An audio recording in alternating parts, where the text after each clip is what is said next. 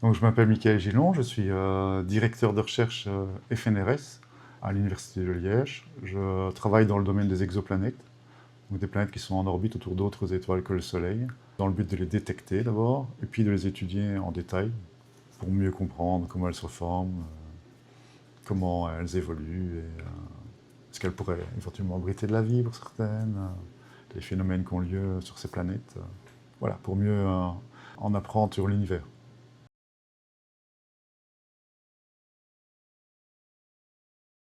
Donc TRAPPIST, c'est un projet que j'ai initié en 2009 et puis je l'ai monté ici à Liège avec mon collègue Emmanuel Juin en 2010. C'est un projet qui est basé à la base sur un seul un télescope robotique de petite taille qu'on a installé au Chili. On a installé un deuxième au Maroc quelques années plus tard pour pouvoir couvrir à la fois le ciel de l'hémisphère sud et de l'hémisphère nord.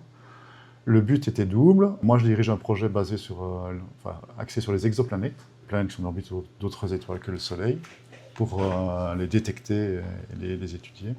Et Emmanuel Jean, lui, il a un programme de recherche axé sur les comètes et les astéroïdes. Et pour ces deux projets, un petit télescope robotique totalement dédié était une bonne option. Donc on s'est alliés pour monter ce projet. Et dans le cadre de ce projet, dans le cadre de la partie exoplanète, il y a eu un programme de recherche de planètes autour d'étoiles ultra froides, des étoiles toutes petites, bien plus petites que le Soleil, proches. Le but, c'était pas de les détecter, mais de voir si on pouvait le faire. C'était un prototype d'un autre projet qui s'appelle Speculoos, qui est plus ambitieux, qui vise vraiment à détecter un grand nombre de ces petites planètes rocheuses. Et dans le cadre de ce prototype, on a eu la chance de découvrir un système autour d'une de ces étoiles ultra froides. Le système a été baptisé TRAPPIST-1, du nom du projet, suivi de 1, parce que c'est le premier système planétaire qu'on a détecté. Et je vois souvent, je rencontre souvent beaucoup de personnes, ou même dans les articles, qui parlent de TRAPPIST en parlant du système. Donc TRAPPIST, si on veut, c'est aussi ce système planétaire très particulier qui est composé de 7 planètes de la taille de la Terre, toutes très très proches de l'étoile, toutes petites étoiles, et dont 3 voire 4 sont potentiellement habitables, donc qui a fait une sorte de buzz quand il a été découvert, et qui reste un système de très très grand intérêt scientifique.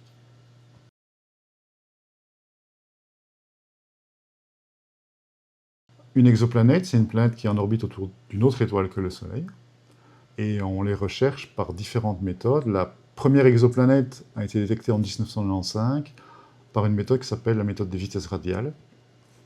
Elle repose sur le fait que quand on a une planète qui est en orbite autour de son étoile, en fait, les deux objets sont en train de tourner autour du même point commun, le centre de masse du système. Et donc l'étoile, elle a aussi une toute petite orbite autour de ce centre de masse, beaucoup plus petite que celle de la planète, mais elle bouge néanmoins. Et ce qui veut dire que par moment, elle s'éloigne de nous, elle s'approche de nous, elle s'éloigne de nous, elle s'approche de nous. Et la méthode des vitesses radiales, elle va pouvoir mesurer ses déplacements dans le sens radial, c'est-à-dire si elle s'approche, si elle s'éloigne.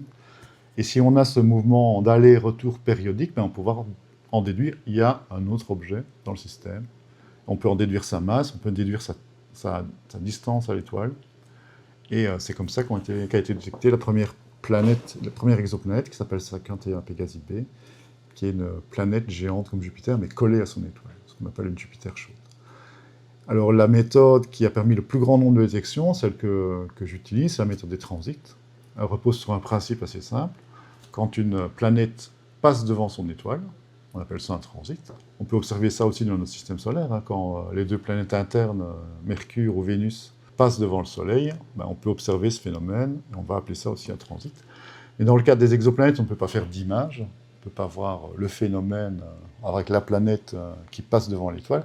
Par contre, ce qu'on peut faire, c'est mesurer le flux, la brillance de l'étoile, et on va voir que quand la planète passe devant, on a une chute de brillance temporaire qui va être périodique. À chaque orbite, on va voir cette chute du flux de l'étoile, et on va pouvoir en déduire l'existence de la planète, et aussi sa taille relative à l'étoile. Plus elle est grande, plus elle va cacher une grande partie de l'étoile, donc plus la chute de brillance va être importante. Et à partir de là, de la périodicité du phénomène, on en déduit la distance à l'étoile. Avec d'autres méthodes, dont la méthode de vitesse radiale, on peut mesurer la masse de la planète, et même étudier l'atmosphère de la planète par d'autres méthodes qui reposent toujours sur le fait qu'elle passe devant son étoile, ou alors derrière son étoile. Puis on a d'autres méthodes qui ont obtenu moins de succès à ce jour, mais qui sont quand même néanmoins précieuses. On a la méthode des micro-lentilles gravitationnelles. C'est une méthode qui est basée sur la relativité générale. La relativité générale nous apprend que quand la lumière passe près d'un objet massif, elle est déviée, d'où l'effet dit de lentille. Et bien, quand ce phénomène, ça va aussi être détectable pour des étoiles qui se trouvent très loin et qui ont encore beaucoup plus loin une autre étoile qui émet de la lumière dans leur direction et dans la direction de la Terre en même temps. Donc il faut un alignement des trois corps qui sont presque parfaits.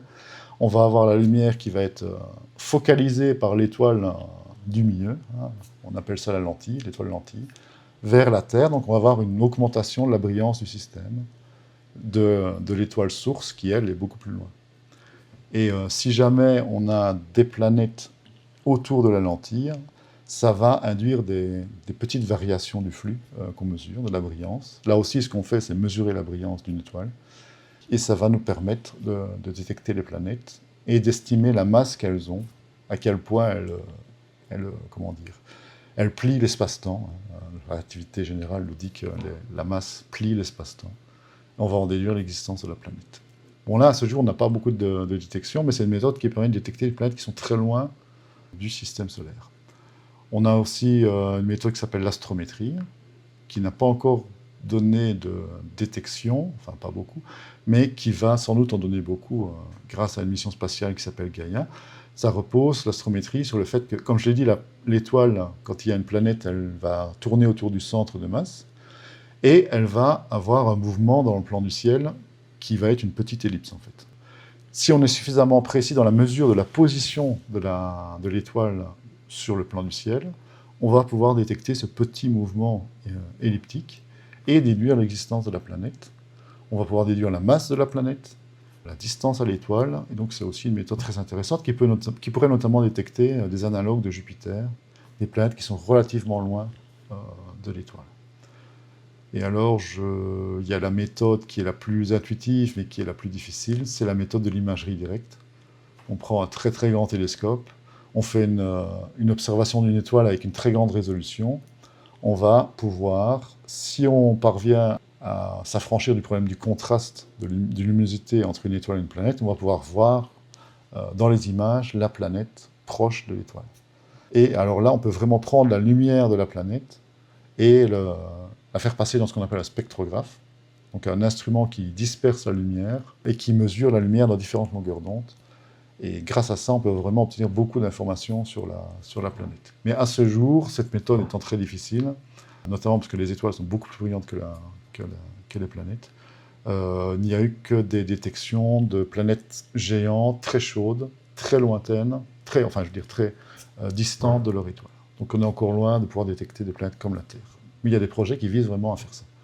Et en fait, on pense que c'est la seule méthode qui pourrait vraiment détecter les analogues de la Terre, c'est-à-dire des planètes similaires à la Terre, en orbite autour d'étoiles similaires au Soleil. Et quand on combine toutes ces détections, on obtient le chiffre on est presque à 6000 exoplanètes détectées depuis 1995.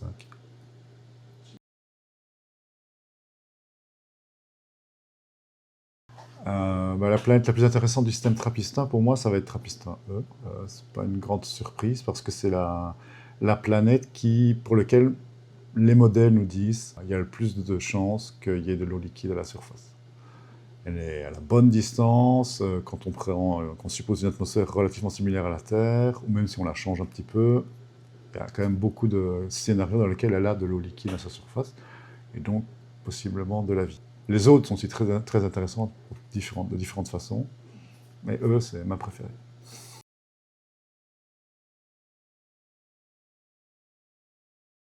Alors, rechercher de la vie sur une exoplanète, on va étudier la lumière qui nous vient du système, qui nous vient de la planète elle-même, ou alors de l'étoile, quand elle est filtrée par l'atmosphère de la planète, quand elle passe devant l'étoile, la planète, une partie de la lumière est mise dans la direction qui va être filtrée, et on va avoir des informations qu'on appelle spectroscopiques sur l'atmosphère. Ça va nous dire il y a telle ou telle molécule dans l'atmosphère, Et la vie, c'est un phénomène dynamique qui altère, modifie la composition atmosphérique. Et donc on va avoir certaines compositions atmosphériques qui ne peuvent s'expliquer que par la présence de vie. Et on arrivera là à la conclusion, il y a de la vie sur cette planète. En tout cas, pour les exoplanètes, c'est en gros la seule façon de faire qu'on peut imaginer dans un futur proche.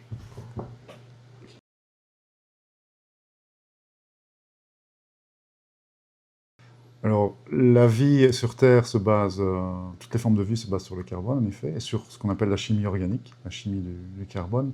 Non, il n'y a pas que du carbone, il faut d'autres éléments. Il faut de l'oxygène, de l'azote, du phosphore, du soufre. Mais c'est clair que le carbone est l'élément central.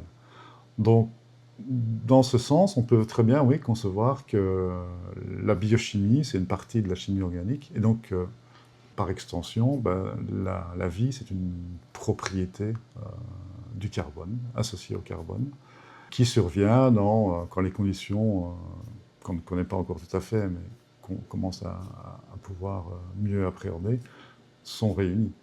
Et sachant que le carbone partout dans l'univers, que les autres éléments nécessaires à la vie sont aussi très présents dans l'univers, il faut aussi de l'eau liquide pour qu'il y ait de la vie, en tout cas sur Terre, et on peut imaginer ailleurs. Donc ça aussi, de l'eau liquide, on pense qu'il y en a beaucoup dans l'univers, c'est très fréquent.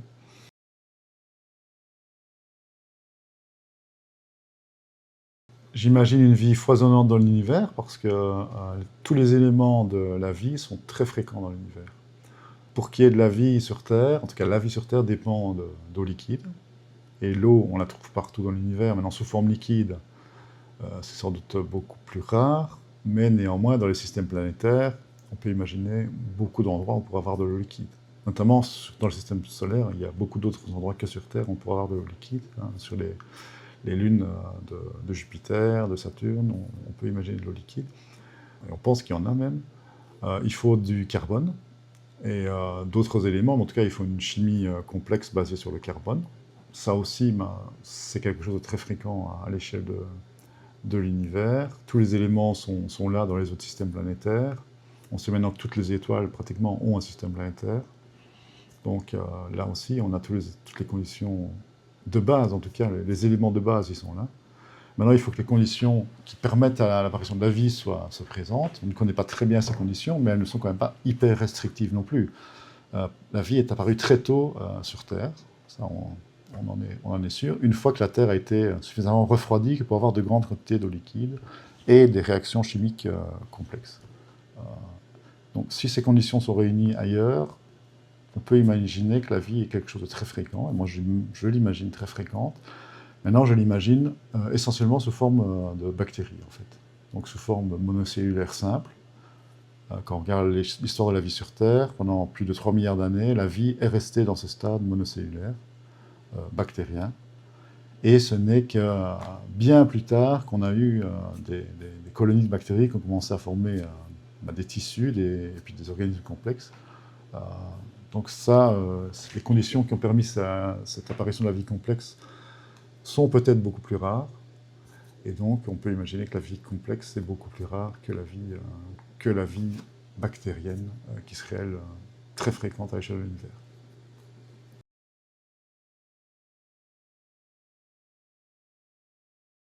Alors on peut imaginer une biochimie basée sur autre chose que du carbone, mais elle semble nettement moins probable en fait. On peut imaginer une chimie basée sur le silicium. Dans le tableau périodique des éléments, le silicium est juste en dessous. Il peut aussi former de molécules assez complexes.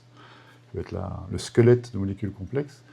Maintenant, ces molécules, elles sont beaucoup plus rigides, beaucoup moins plastiques, donc on va avoir une chimie beaucoup moins dynamique qu'avec le carbone. Et ça se prête beaucoup moins, en fait, à une biochimie complexe. Dans le cadre de la chimie, de la chimie, on a une formation de molécules complexes qui vont être très dynamiques. Par exemple, les protéines, elles vont prendre une forme bien particulière. Dans certaines conditions, elles vont prendre une autre forme. On va avoir des réactions enzymes-substrats qui vont être assez complexes, avec des changements de configuration. Tout ça, avec le silicium, ça va être beaucoup plus difficile à imaginer. Et puis le carbone est beaucoup plus fréquent que le silicium. Bon, non, j'imagine... Enfin, j'ai très dur à imaginer que la vie existe ailleurs en se basant sur autre chose que du carbone.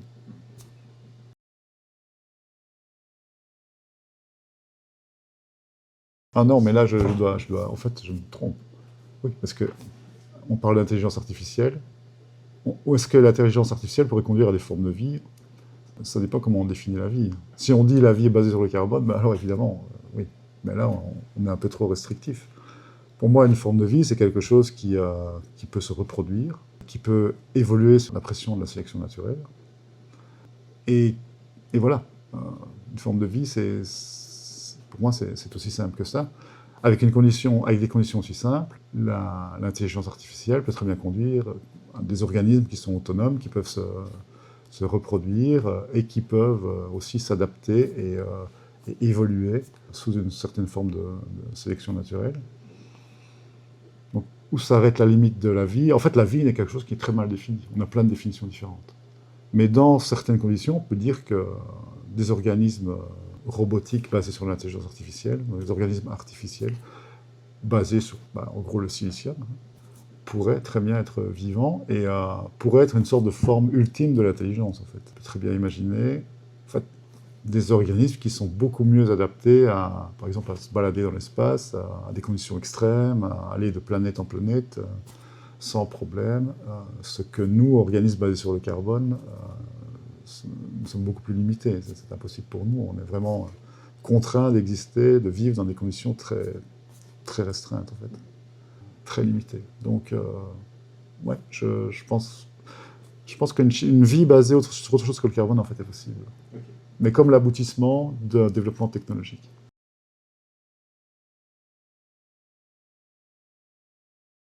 En fait, découvrir une exoplanète, pour moi qui rêvais de l'espace, des mystères de l'espace, de la vie ailleurs, etc., ça a été une sorte de petite consécration, de moment d'excitation et d'émerveillement complet. Parce que quand on voit dans des données qu'on a soi-même acquises la signature de l'existence d'un autre monde, même si on n'a pas une image de cette planète, on ne peut pas la toucher, elle est très loin, et on est même obligé de l'imaginer, on a quand même la trace de son existence. Et ça, c'est quelque chose d'assez unique. Oui, maintenant, au bout de tant d'années de carrière, je ne vais pas dire que je suis blasé, mais l'effet d'émerveillement, l'amplitude de l'émerveillement est un peu plus faible. Hein, mais même si c'est toujours un grand moment, mais oui, à ce moment-là, ouais, c'était quelque chose d'extraordinaire. Et quelques temps après, en utilisant un télescope amateur avec des collègues, on a découvert le transit de la première planète similaire à Neptune, en fait. Et ça, c'était faire une grande première comme ça, avec nous-mêmes dans notre coin, avec notre petit télescope, ça a été un moment vraiment, vraiment unique, quoi. Là, c'était quelque chose de vraiment très spécial. Quelque chose qu'on n'oublie jamais, quoi.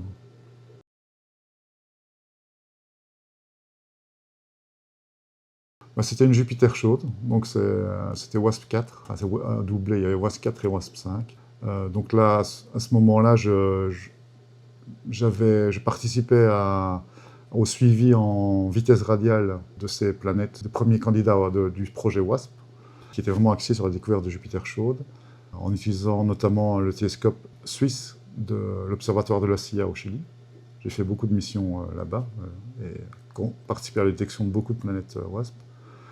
Et aussi, avec le télescope amateur dont je t'ai parlé, un télescope qui est situé en Suisse, on a observé, on a confirmé le transit d'une de ces planètes. Je crois que c'était WASP-4, WASP-5, je suis très sûr. Mais c'était une Jupiter chaude, en fait.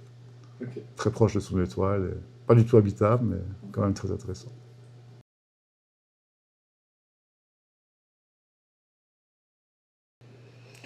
Oh, alors là, on est dans l'imagination pure. Si on imagine qu'on rentre en contact avec une civilisation extraterrestre plus évoluée que nous, déjà c'est un choc. C'est un choc culturel, intellectuel, même métaphysique en fait. On n'est pas l'ultime espèce intelligente de l'univers. Il y a des êtres plus évolués que nous. Donc on a une sorte de sentiment pas de médiocrité, mais en tout cas, on quitte notre piédestal. Donc on peut imaginer une sorte de choc relativement important, et puis une sorte de peur aussi. On va commencer à voir l'univers en se disant il peut y avoir des êtres beaucoup plus malins que nous, donc potentiellement très dangereux autour de nous. L'idée d'extraterrestres qui en veulent à la Terre, ben, c'est une idée qui fascine au niveau de la science-fiction et tout ça, mais personne n'y croit. Enfin, je pense que personne n'y croit vraiment. Enfin, si, il y en a certains, mais très peu de gens y croient. Et ils font attention, mais à partir de là, on peut commencer à se dire, ben oui, l'univers, c'est quand même un endroit très très grand, on est tout petit, et il y a peut-être des gros requins là-bas qui pourraient nous remarquer, et il y en a un qui nous a remarqué, en tout cas qui nous envoie un message. Donc je pense qu'il y aurait une peur, et aussi une sorte de fascination, d'émerveillement et de curiosité, d'en apprendre plus. Mais sachant que la distance entre les étoiles est énorme, et que quand on envoie un message, il faut attendre plusieurs années avant d'avoir le retour, il y aurait aussi une sorte de frustration dans cet échange qui serait très difficile. Et puis d'un autre côté, il faut arriver à communiquer.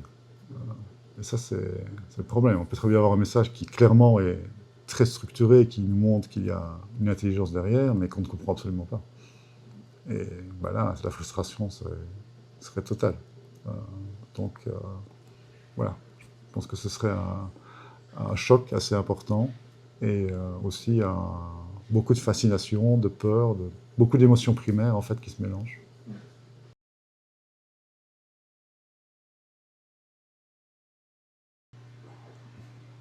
Si j'avais accès à un bouton magique qui me donnait accès à une seule réponse, ben, je pense que la question que je poserais, c'est est-ce qu'il existe des êtres plus évolués que nous dans la galaxie et dans le voisinage solaire même.